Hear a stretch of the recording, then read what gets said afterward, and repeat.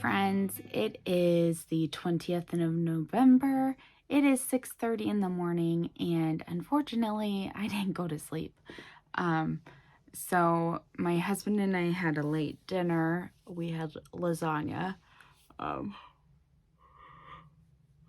We normally go out for his birthday, but due to being sick, we couldn't.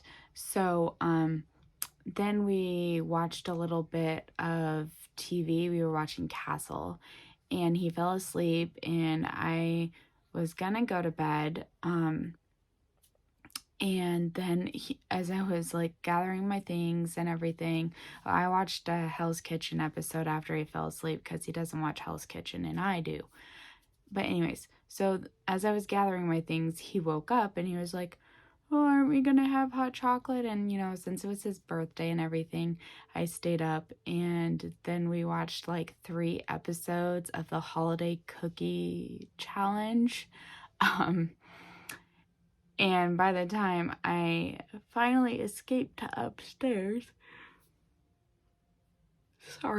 it was 5 a.m. And I was like, well, there is no point in going to bed right now since the commentary and everything starts at 6:30. And since it's the very first day, even though I don't really support either of these two teams, but it's the first day. It's the first match. I have to watch it. So instead, I just kind of like tidied up in the craft room a little bit, put some pictures away, took some stash pictures. Anyways, I'm going to go downstairs and get like a cup of tea, and I don't think I need any snacks from downstairs. I think I'm pretty covered upstairs with snacks, but I'm going to do that. But I put my cross-stitch project on a Q-snap. I discovered I do have a few stitches left to do in this tulip, and then I need to start the back stitching for this second tulip. I don't know how much I'm going to do on that today during this match because I am tired. Sorry, I am tired. And so I don't want to mess up specialty stitches. I mean, maybe then I'll just do back stitching. I don't know. But I might save that for days and games when I'm more alert, or save it and do it during the commentary in between games and that type of thing. But I started a new knitting project last night because I forgot that there was a knit along that I wanted to do, and it is called the Sources of Evil Cow. And yeah, that is the all-seeing eye. This is a Lord of the Rings based mystery knit along, and how could I not join that? I actually was planning on buying one of the kits that was sold in conjecture with this, but I forgot. Then they were sold out, and so I had looking at the little bit that was already done in part 1, I decided that it kind of really needed more solid based colors, which is actually what the kits were, more like tonals and everything like that. So I had 2 skeins of fingering weight that I had planned on using for a different project last Christmas, the Bakery Bears Advent from last Christmas, but I never did, and I decided I didn't want to use them for that anyways. So I decided to take them and use it for this. And so I cast it on, and the reason I'm doing this as a priority, even though it's not one of my Advent get ready type of projects, is because part 2 is going to be released on the 21st, that's tomorrow, and part 1 is actually a really short clue. I'm almost halfway done with it, I think, and so I could easily finish this and be ready for part 2, and it would be nice to stay up with a knit along for a change. But anyways, so these are the 2 colors I am using. These were Cascade Heritage yarns. They're $12, which is a really good price. So this one, the gray color, It is a very light gray. I mean, very light. It's called Lunar Rock. Let's see. Nope, it's not going to focus. Not going to focus. Lunar Rock. Anyways, the bluish green color. Trying to get a good, authentic. It's a little darker than that. Anyways, it's called Caribbean Sea. And it's not going to focus either. No. Oh, there it goes. Caribbean Sea. So, anyways, so yeah, I decided to start it. I am using some wooden needles because I've lately gotten into this thing where I like want to use wooden needles. I don't know why. So I had bought these years ago. But the cord is very twisty, which is part of what I like about ChiaoGoo's and why I haven't used wooden needles in a long time, because they don't come with those memory-free ChiaoGoo cords. But I thought I'd give it another chance. This is Knit Picks. And so here is what I have done. This is a mosaic pattern. And so the back looks very different from the front. I've looked at a lot of other people's patterns, and it is also doing this twisting situation. So the designer was not specific about what make one we should do. Usually they'll say like make one left, make one right, do a yarn over, or knit front back. This just said make one. And so I restarted this a couple of different times, trying different make ones. I ended up going with the make one right, but yeah. So it's just this same repeating pattern. I think I need to do another 8 repeats. That's like 32 rounds, maybe even only 7 repeats. I don't know. I know what the final count needs to be, so on the last round, each time going back, I'll just count, and when I get to that number 39, so it only goes up to 39 stitches, then I will be done with this part, and I'm really hoping that I'll manage to do that during this match. So that's what I will be working on. If I finish this before the match, then I'll probably work on some socks or something that I need to get ready to clear those needles so I can cast on the cuffs and get ready for Advent. I did go through my my Christmas Advent patterns books, and I put post-it notes on each one with what yarn I'm doing with it. And the other thing that I did is I realized that some of the matches are on Fox Sports and some is so FS1, Fox Sports, and some of the matches are on Fox, not the news channel Fox, but Fox, like that has the show 911 and a bunch of other shows like that. So I added into my planner which channel each match is on, and the frustrating thing is all but 2 matches in the final group stage match, the third round of the final group stage matches, only 2 matches were listed on a TV network, which makes me a little bit worried that all those other ones will not be on a TV network, because those are the matches which determine who goes forward. So I'm hoping maybe it will just be updated later on as we get closer to those games, but all of the other ones I know where they're on. I have them DVR'd in case I don't make them. my husband was watching me DVR like a bunch of things. And he goes, you know, the other day I tried to DVR a movie and there was no space. And I was like, well, first of all, I've told him we need a bigger DVR. We need to upgrade the plan to have a bigger DVR. It's what I've said to him.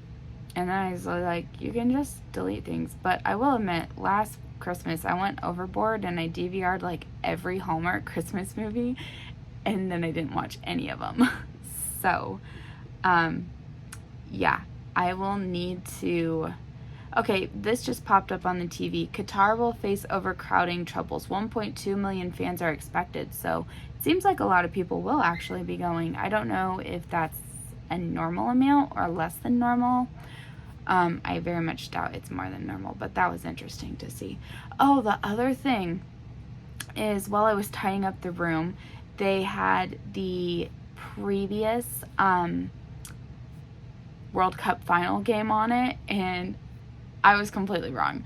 It was France versus Croatia, and France beat Croatia 4-2, but Croatia did have a really actually amazing run-up to that final match. But so France won the last World Cup. I don't know why I thought Belgium played in that final. Maybe that was the Euros, but do not quote me on that because I clearly do not remember. But anyways, so... that's all I'm going to say. This is going to be Ecuador versus Qatar, or Qatar versus Ecuador, however you want to say that. And I'm definitely predicting an Ecuador win. So I will put in just like a little clip of maybe any interesting things that happen. I'll probably have to mute those sections and maybe play some music over it. I need to download more what's it called? Download more non-copyrighted music so that I can have some different things to play in the background. I need to do some different Christmas ones too, because I play the same Christmas music for the past 2 years, and so I'd like to mix it up a little bit. Okay, put a stitch marker on from where I will be starting from, and at the end of the game I will update you guys. So talk to you guys in a bit. Bye. I'm just popping in to say that the commentators just said that no host nation has ever lost the opening match. So that's really interesting because I do not have good predictions for Qatar, but maybe. And they said that there was some drama surrounding Ecuador's qualification. I don't know if maybe they had to do a playoff to get in or something like that. I really usually only pay attention to the European qualifications. But anyways, so that'll be really interesting to see if Qatar does manage to win the opening match. It is a sold-out game. Apparently, millions of people are supposed to descend upon the country. So we will see. We will see what happens during the World Cup. Hello, Mary. The little dogs have come and found me. Anyways, so I will keep you updated on all of the news and drama that surrounds the World Cup and crafting. Okay, back later.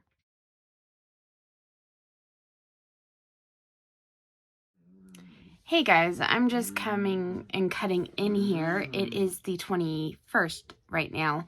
And it's, just like half an hour before the first match of the day begins.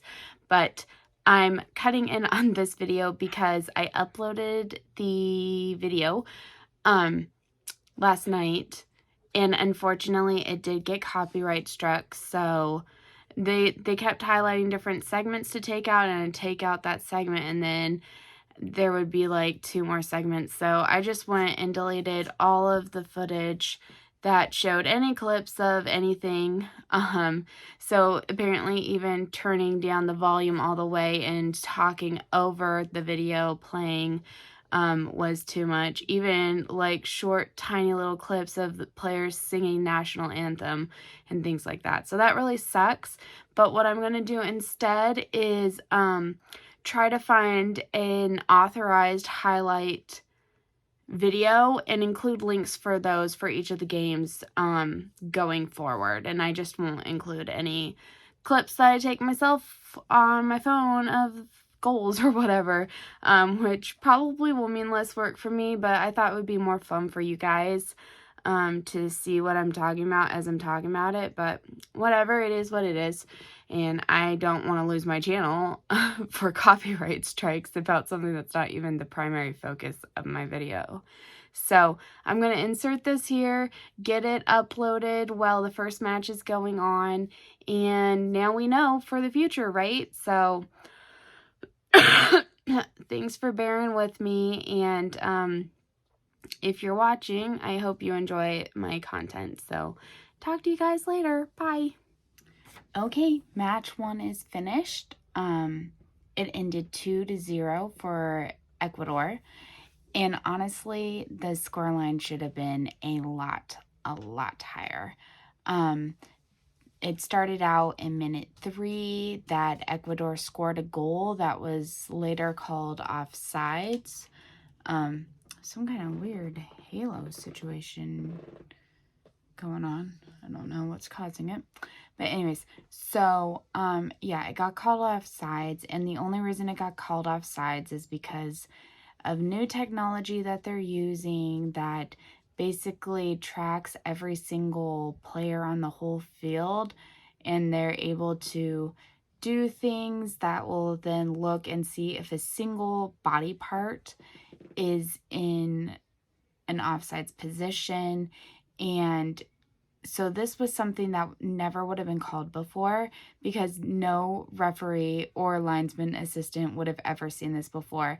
And also the fact that it took the technology like a full 2 minutes to determine that it was offsides just tells me that, one, this is turning into too much like American football where every play is analyzed and it takes away from the game because you have to then look at it and determine and all that kind of thing, and that's not what I like. I know I'm not the only one with this opinion. I also know that other people have the opposite opinion, so everyone has their own opinions regarding this, but this was part of my worry when they started to do goal line technology, is that there was just going to be too much technology inundating the game and that it was going to take away from it.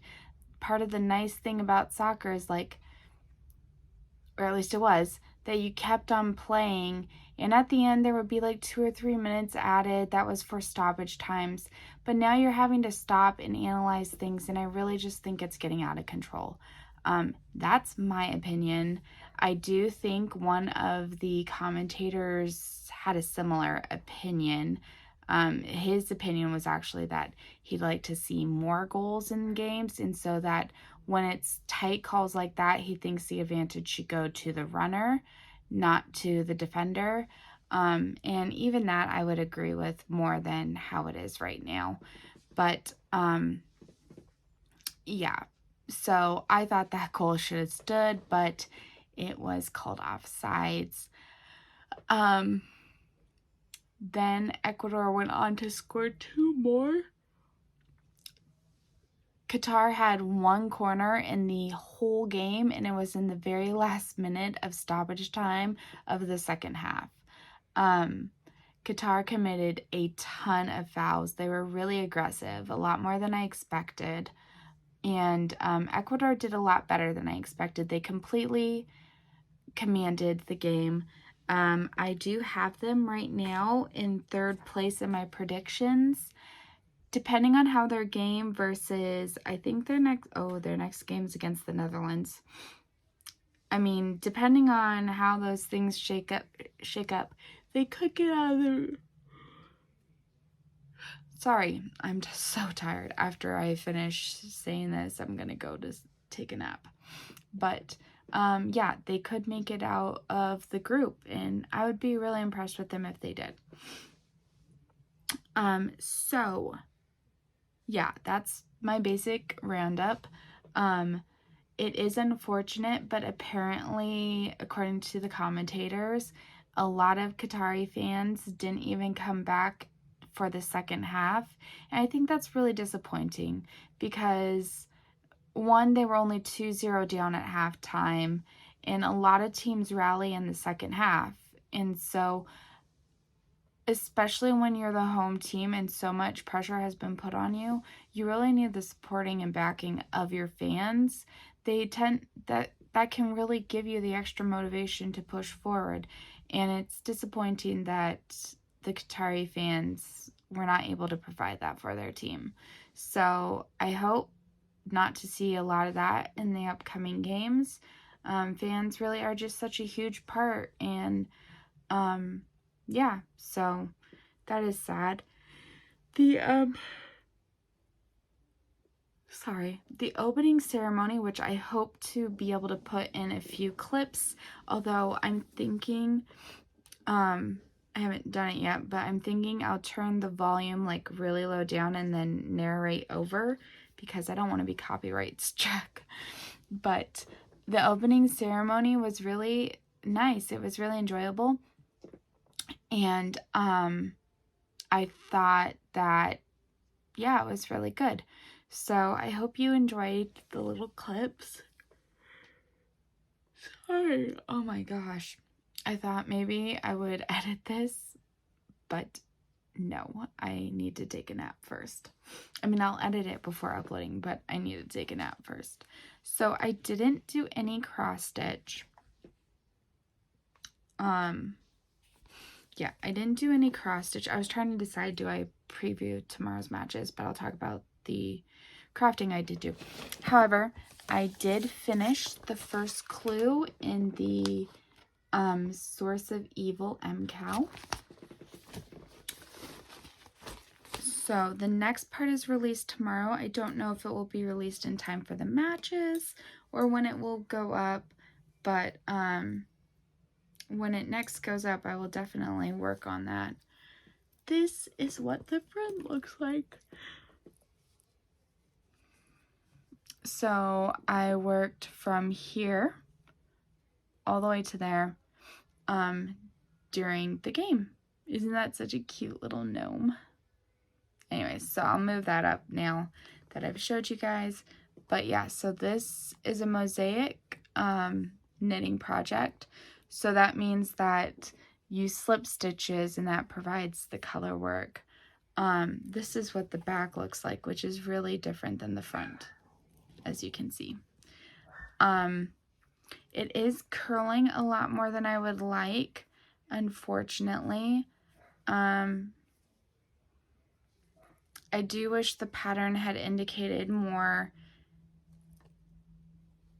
which direction the make ones should go. I have a feeling that some of them should have been make lefts and some of them should have been make rights, but I did all of them as make rights, and that just is what it is now, okay? Yeah, because I'm not pulling it back again, and I do actually really like it, so I'm looking forward to seeing how this continues.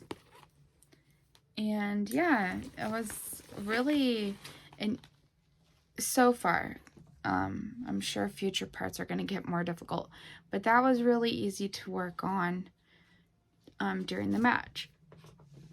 Hey, baby. Sorry.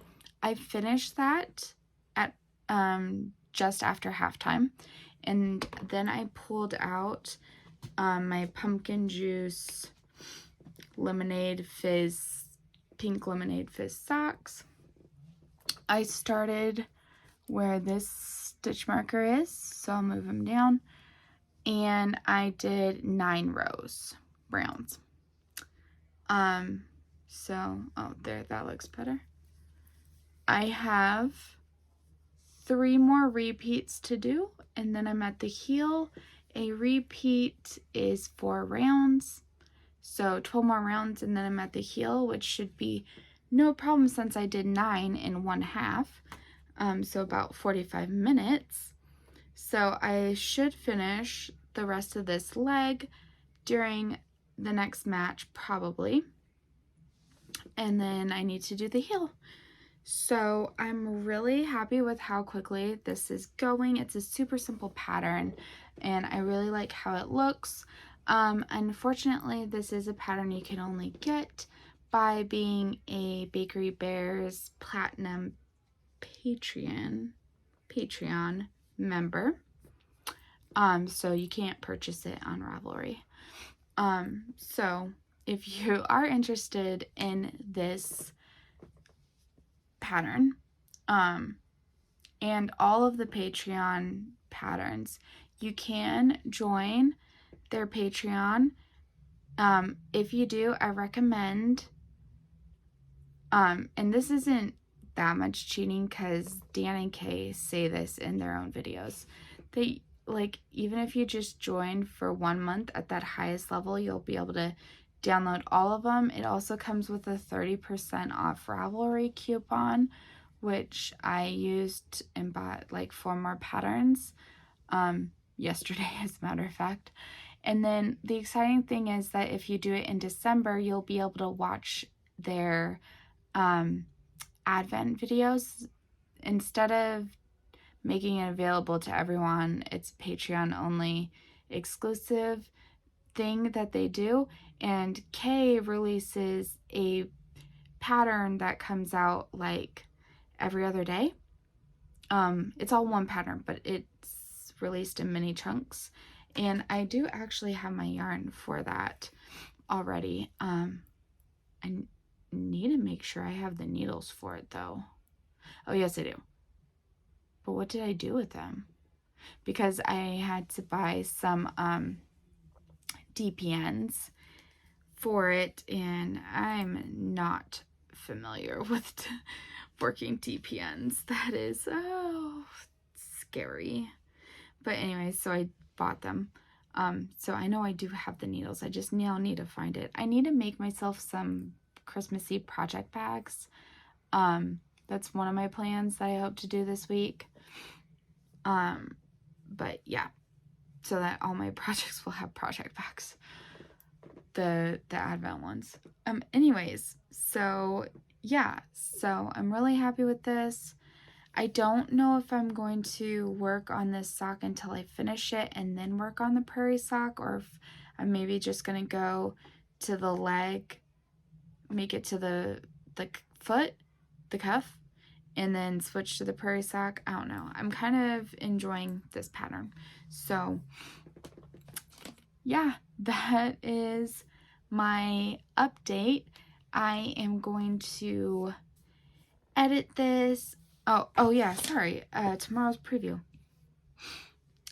Anyways, I'll get this edited and uploaded.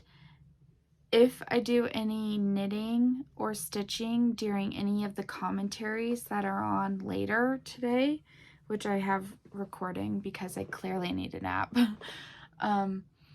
I will just show a start, like a little short start, or just, I mean, I'll have indicated where, and then at the end of things, I'll show the update so that I'm not like constantly coming on and chattering, because clearly I'm a chatter.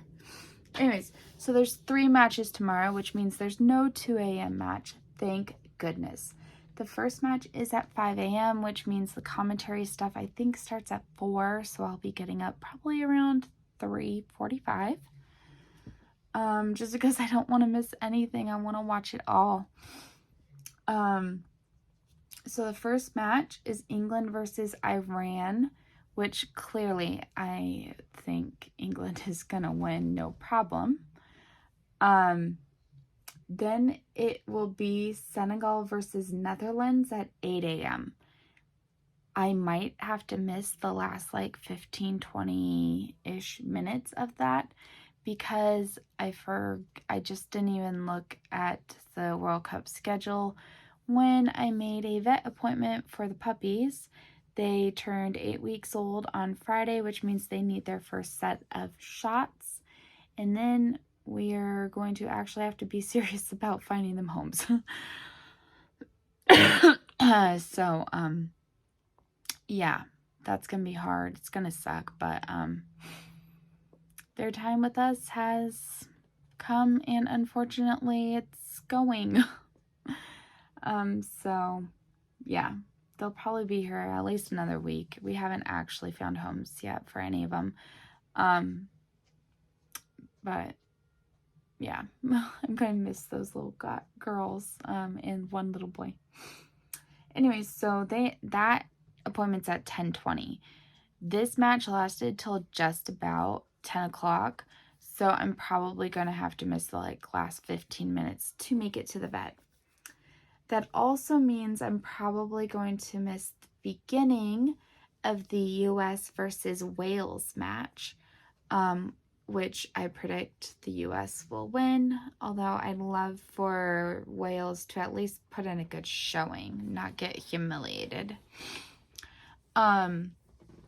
What I'll probably do is try to avoid the score lines and to watch what I missed before getting caught up. I was about 10 to 15 minutes behind this whole match, because I had paused it to go get some chips and dip and a soda to get me a little caffeine.